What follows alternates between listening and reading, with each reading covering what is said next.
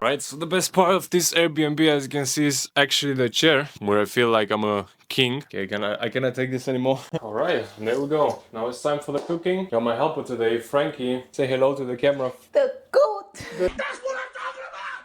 That's why he's the MVP! That's why he's the GOAT! The GOAT! And then, as you can see, we have to cut everything with this kind of knives. Shit ass crooked knives. Yeah, no problem, because at some point I used to be a farmer boy and I used to cut pigs. So I got experience. Why is it harder to cut pigs than Cut a potatoes? 400 kilogram pig. It's definitely harder to cut, you know, a 400 kilogram pig than I don't know, some sweet potatoes. So yeah, that's just a story of Drew out before bodybuilding, you know. I was a farmer boy back in my village where I'm from, Boksha. How do you say Boksha? Boksha. Alright, I think we already have 600 grams of sweet potato, because that's how much I need. But we are gonna cut a bit more just to make sure we have for both of us, so sure. Also Just to make sure that your girlfriend also gets some food. yeah, exactly. No.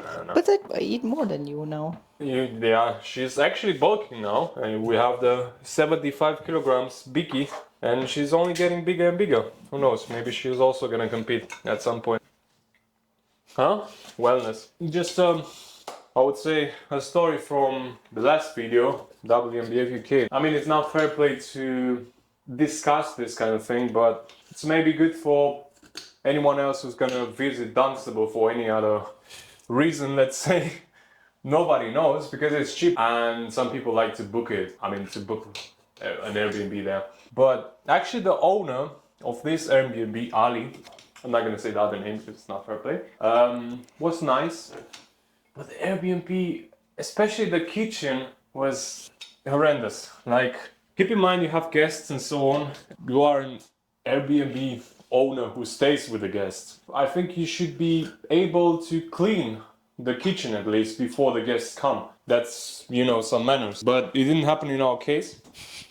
And when we arrived, he kept us like 5 minutes outside, in the rain, by the way, because he was cleaning the kitchen. And then, I don't know, the next day when I had to prep my stuff for the contest and so on, the meals, when I entered the kitchen, I was like, holy shit, I gotta do some cleaning here, which I did, by the way. And it's actually not the job of the guest. I mean, we always cleaned when we cooked, Exactly. but he never cleaned when he cooked. Exactly. And the thing is also when he had his breakfast or when he was cooking and so on, he also didn't clean his stuff and he left it there. Like, he left the pan on the wall with his breakfast without cleaning it. Like, bro, there are some boundaries, you know. Especially when you have guests. Like, I mean, if you do this at home alone, it doesn't matter that much. But when you have guests, a bit of decency should be there, in my view. But yeah, easier said than done. And also one thing about this Airbnb was that we were upstairs. It had 2 floors, the first one and the second one, and you had no key. Like, couldn't have your own key. Everything was, you know, without the key. So level of privacy, you can, let's say, guess by yourself, was not present. Now, like I told you in the beginning, it's not fair play to discuss, but maybe some people will also go there, and they should better be informed beforehand, so they don't leave the Airbnb faster. What do you think about the experience in Dunstable? Awesome. Anyway, moving forward, I'm gonna fry the chicken now. I'm gonna have 300 grams of fried chicken with a bit of oil. Hopefully Trump doesn't see this, because otherwise it's gonna bring us freedom. Good, now it's gonna be the fun part to cut the chicken with that little knife, but I gotta test to see if I still have it. Actually, another story of mine, when I was 17, when I was living with my parents in Romania, where my parents have a house. We had a farm. I had a pig who was old, 400 kilograms. It was summer, and I left him outside in the sun a bit too long. And then at some point, I think he had a heart attack or something, and then he died. And the problem is that when a pig dies like that, you have 2 options. You either throw it away, or you cut it, then you can, you know, get the meat from him. And I went with the second option. And when this happened, it was actually late at night. So when the pig died, it was like 10 p.m. night. I had to call a lady who was helping us at the farm to finish the pig. I mean, he was used to this because she was also helping us, and you know, the village people are peasants. They know how to deal with stuff, especially in Romania. And I remember she came with one of the sharpest knives I ever saw in my life, and we started to cut the pig. Like, first you have to cut the neck to let the blood to get out. Cut the carcass, like you have to split it in different portions. Which, by the way, we didn't do anything with them because the pig was old and the meat is not good anymore. And we cut him, and then we used it as dog. And I still remember up to this day that we had to cut the guts and so on. Thank you. Sănătate. Mulțumesc. Focus to tell the story. I get PTSD when I remember. Then we had to cut the guts, and I remember because he had a heart attack and so on, he was boiling inside. Like, this is a horror story if you ask me. He was boiling inside. And then when she stabbed him in the belly, it basically exploded. Like, imagine this kind of animal exploding. I mean, the belly area exploded, and the gas it had inside was the worst shit ever. And she actually didn't give a fuck. She continued to do the cutting and all that good stuff. And then I had to help her, and of course I had to cut the pig in portions and so on. I had to cut it in different sizes so we can, you know, we can put it in the refrigerator, because otherwise you cannot fit such enormous animal inside. And we had to do all this process. So I still have it, I suppose, up to this day. Cutting master. Cool story. I told you this story many times. I think something like this in Germany would be, I mean, nah. If you're a farmer, you're allowed to cut your pigs, right? Or not? I don't know, there are for sure certain rules what certain you are rules. allowed and how to cut and so on. Yeah. I mean, the farm which I had was registered, so it was not something, I don't know, without any paper or anything like that. It was a registered farm. We used to make products and so on out of pig meat, and it was registered at the Romanian business registration, I suppose that's the name of it. And we also paid taxes for that, so everything was legal, nothing was illegal. But yeah, interesting. What's the process if you kill or if you want to slaughter an animal? The official one. The official one, you mean here? You have to shoot it. Not really, you can also cut it with a knife. It's up to you. No. I think there is no... That's illegal in Germany. In Germany, yeah, might be illegal. But yeah, I mean, we also used to do that. I mean, we also had a gun to shoot the pigs. To shoot the pigs. But the thing is, it was late at night. My parents weren't at home, and I had to find a way to... It was dead already, of course, then you are allowed to kill Yeah, exactly. But so I didn't kill him. Yeah. But normally we had to shoot them. It's a special gun. I know that because my grandpa was also a butcher. My grandpa was a butcher, but she didn't cut anything other than chicken from Penny, Kaufland and Lidl. Bro, it was disgusting in those rooms. Yeah. The smell of blood. Oh. Yeah. I think you have to be, let's say, made for that too. No, I mean, if you do it every day, you get used to it. Yeah, for sure. But yeah, this was let's say, a story. Before I was doing bodybuilding, to be a peasant boy, village boy, fun times. Still a village boy. I mean, where I live now, Munich is considered to be the biggest village in Germany. So I went from a small village to a bigger one. Still a village like in Minecraft. Dried basil.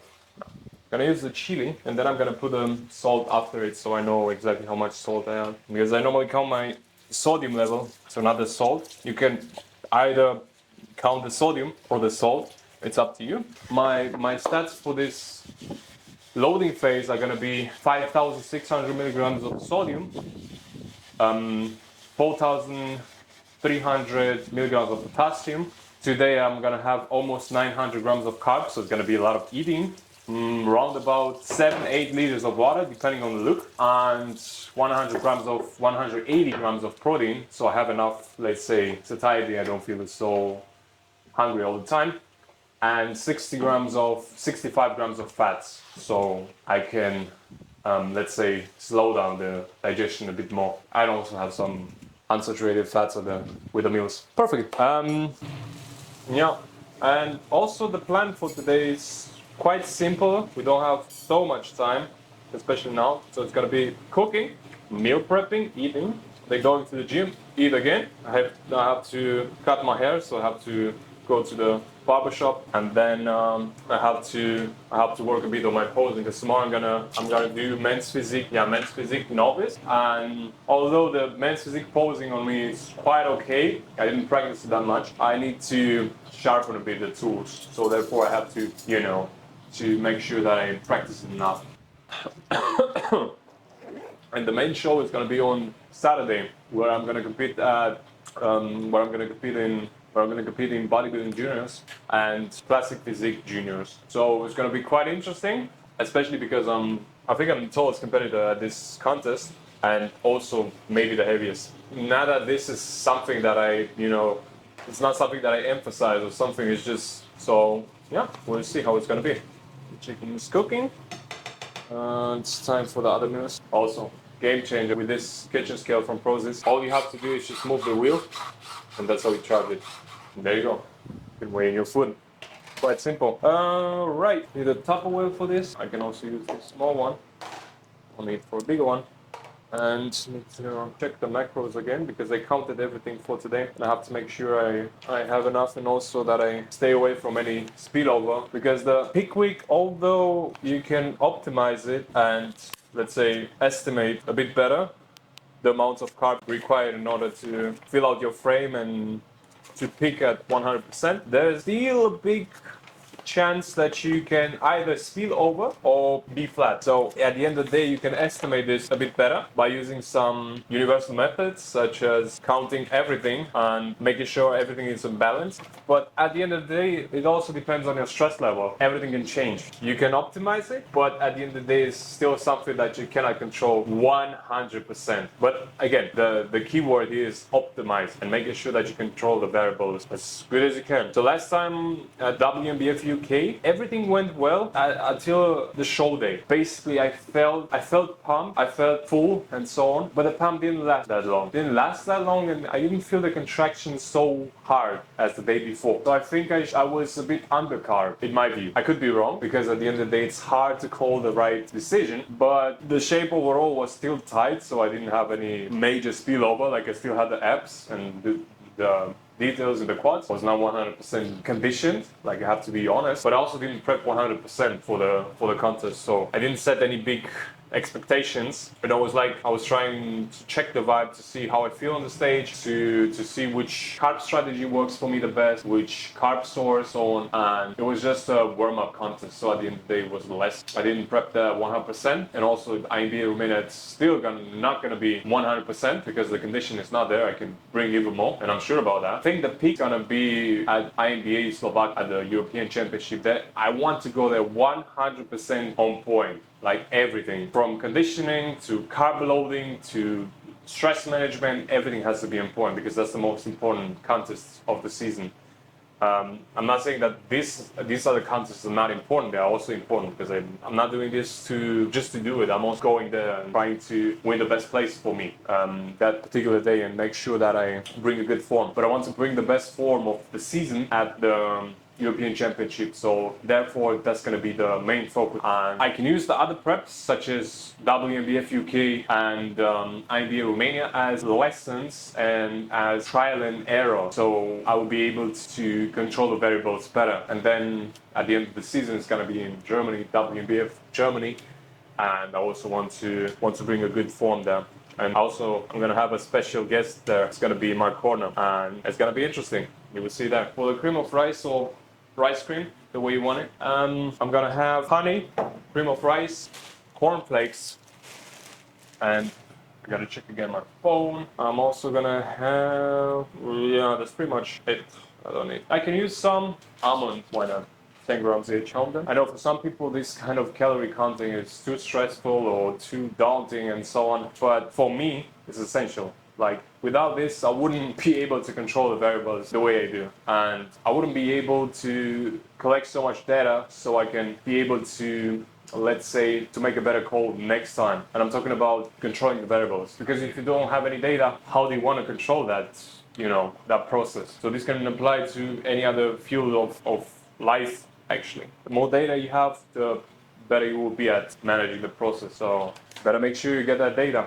Also, an important fact about this peak week and so on, pay attention to your digestion and how the body responds. Because you might have the best loading protocol, but if the body doesn't respond well, it's not the best. So adjusting and being able to adjust depending on the circumstances is one key factor in having a good loading phase. And so far I would say, I mean, based on my first prep of the season, WNBF UK, and now, tastes good. My digestion was on point, no problems at all. And I mean, as long as you don't use your carb loading phase, or as long as you don't load with a lot of fast food and junk food and, I don't know, sweet stuff, everything should be fine. Because at the end of the day, you want to control the inflammation in the body. If you have a lot of inflammation, that's going to lead to water retention and a lot of other stuff. So therefore, you should be very meticulous about loading phase, because it can improve your physique, let's say 5-8%. But the thing is, if you do something wrong, it can give you a worse look. So we are talking about 10 up to 20% worse than before. So you better be careful with that. And for the loading and so on, try to go with the meals that you also had before the loading phase. So basically in the off season and so on. That's why I'm putting so much stress about collecting data, because you need a lot of data, especially in this sport, to control the variables. Yeah. And in this case, you have to see what kind of foods you had, or what kind of meals you had in the off season, and try to double down on them. I mean, in a way that you are still having a good balance, so you don't have any spillover, or I don't know. But double down on them and make sure you stick to these meals. Everything is gonna be fine. So why not have a, let's say, stress-free loading phase? And also the stress management is very, very important. I see a lot of people who over stress. I'm not saying that I'm stress-free or something. I'm also stressed and I also have anxiety, but I look at them as healthy emotions, because at the end of the day, I believe that we cannot create if we don't have any emotion. But there's a caveat, which is make sure those emotions are helping you to create and not giving you too much fear. Because like I say, having emotions is something human, and if you don't have emotions, there might be a problem about you. It might be a psychopath or something, and they can help you to create. And you shouldn't run away from your emotions. You should accept them and try to work around them. The most important thing is, when you go on the stage, you have to flip the switch. Don't try to compare yourself with anyone else. At the end of the day, you have to understand that they all also have the same fear as you have, and they are also anxious, or they believe they are not enough, or they are not good enough. Everyone has that. And it's normal, something that makes us human. But as soon as you step on the stage, you have to flip the switch. And it's all about you. You are your main focus. Everything else is just a side quest at this point. But the person who's going to compete and the person who's going to be on stage, it's going to be you.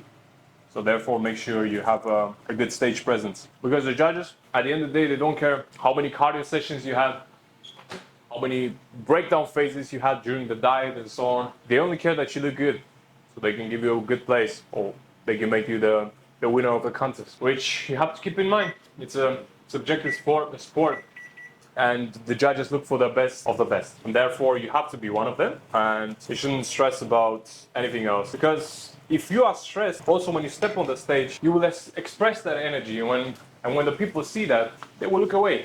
They will look to someone else. And that's why it's important, when you step on the stage, flip the switch. It's all about you. Nothing else matters other than your performance, and you gotta perform.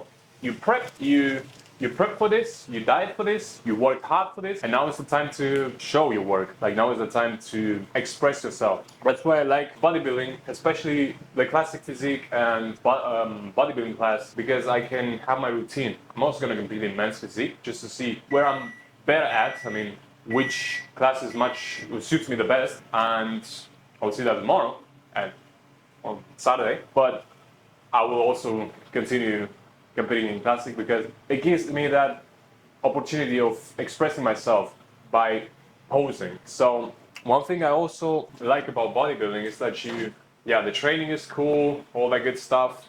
It's nice, but at some point I think you have to express that and you have to present that.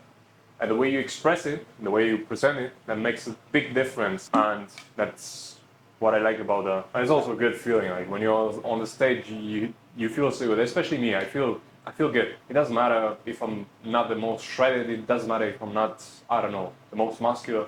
I feel good, and that's what it matters for me. And of course, I have to make sure that I'm gonna win because that's why I compete. But I consider that I have to have fun first. It's just as when you train, you can have the most optimal training plan in the world. It doesn't matter if you don't have any fun whilst training, you won't have any adherence to the training plan.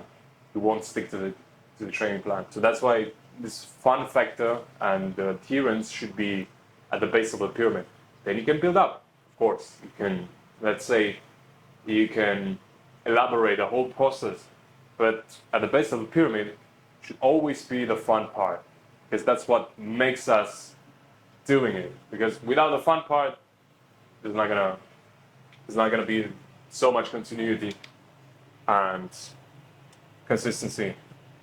I remember when I was reading a book from Eric Helms, and at the base of the pyramid was always adherence. And adherence, it can only be there because of the fun part. So we as human beings, we tend to adhere to something, or we tend to stick to a plan or something because we like that. We like to do that activity. If we don't like to do that activity, we have to find a way that makes us like the activity, because otherwise we won't be able to keep the same pace or to keep the same consistency. So in my case, I like training heavy, I like to pose, and I like to be able to express myself. Because although the posing routine from WNBF UK was not the best, I still didn't do any mistakes. The thing is, I didn't know that I had to pose. That was a problem. And I was the second in line, and I had to flick the switch like that instantly. And I'm quite happy about the performance, keeping in mind out of so much, let's say, lack of planification, I was able to collect myself and to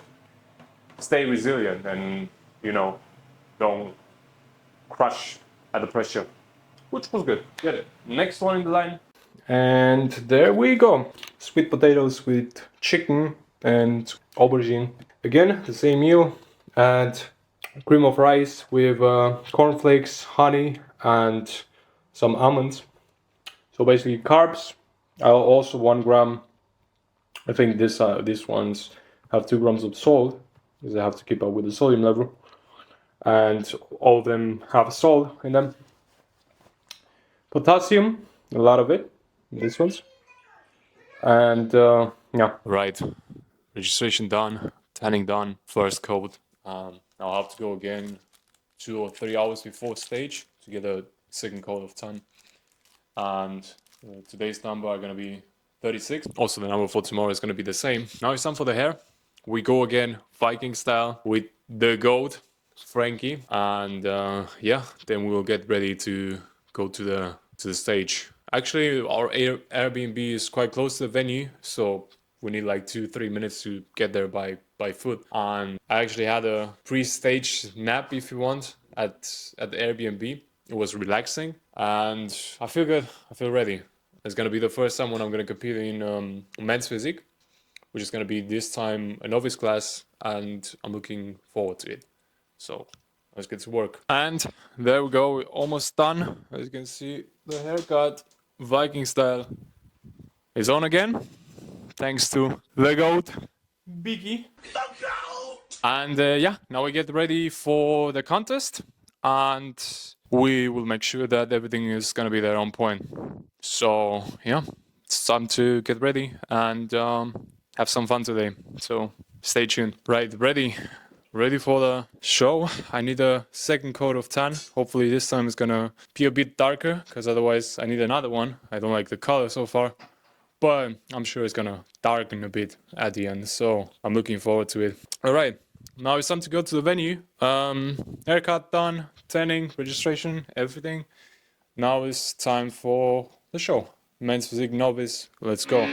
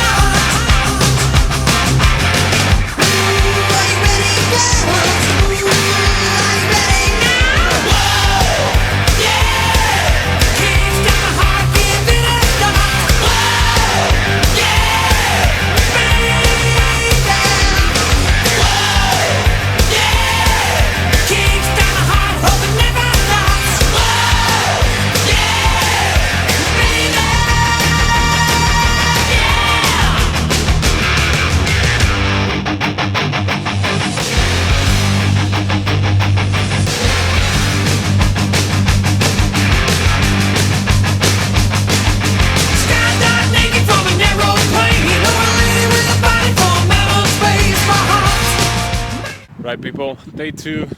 Yesterday I competed in men's physique novice. I didn't place, unfortunately. The feedback of the judges was that I was not shredded enough, or I didn't have such a small waist as I should have had.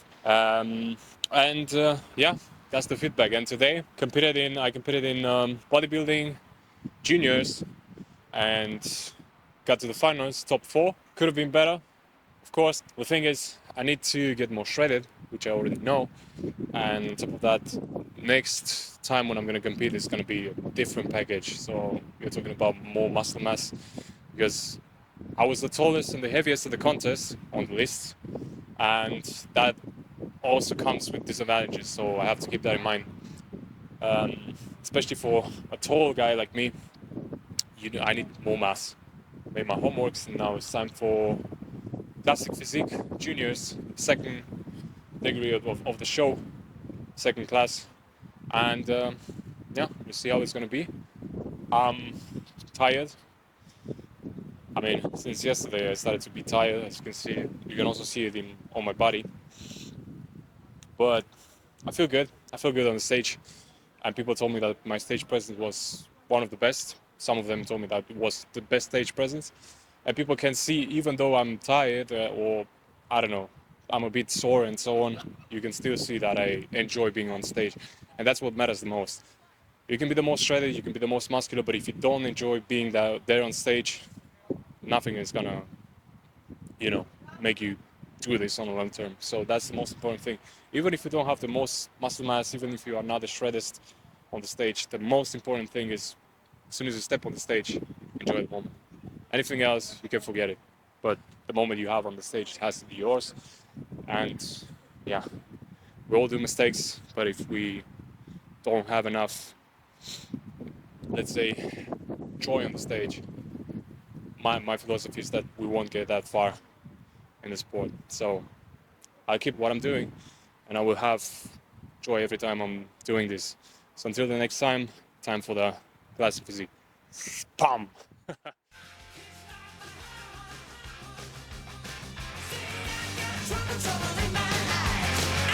Looking for another good time.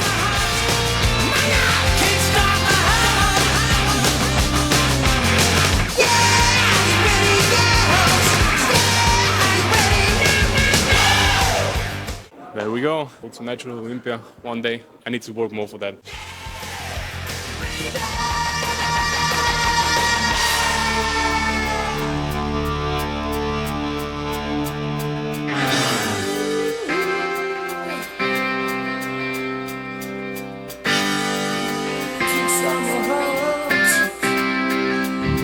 When we started this band, I was needed wasn't left.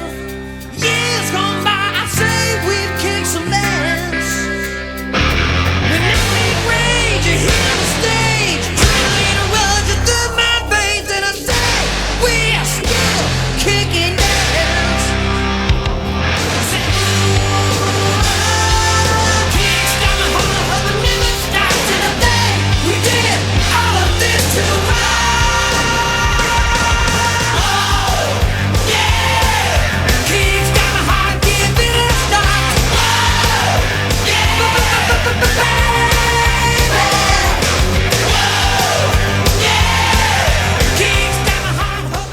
This is how the backstage looks like.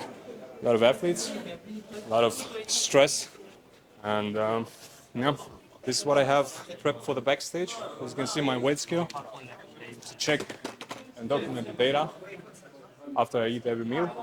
My kitchen scale, my stuff to pump, the good old bananas, classics. That's for Frankie. Right. And yeah, also some normal stuff. Got a mattress there to lay a bit before I have to go on the stage with the legs up. And yeah, that's pretty much it. All right, there you go. That's the stage, and that's where I'm gonna compete for the next classic physique juniors. I would say the stage lights are well positioned there. They can expose your body quite good. And on top of that, there are the judges, 11, which is quite good. keeping in mind that bodybuilding is a subjective sport, and therefore you have to make it in a way that the people can understand that they have to judge you based on how you look, how your muscles look like, not if they know you or something else. I don't know if you can see, if there's enough light, hopefully it is. If not, here are the trophies, the crowns, and the other stuff, and it looks amazing, especially the trophies. They're absolutely amazing for this year. Good, now it's time to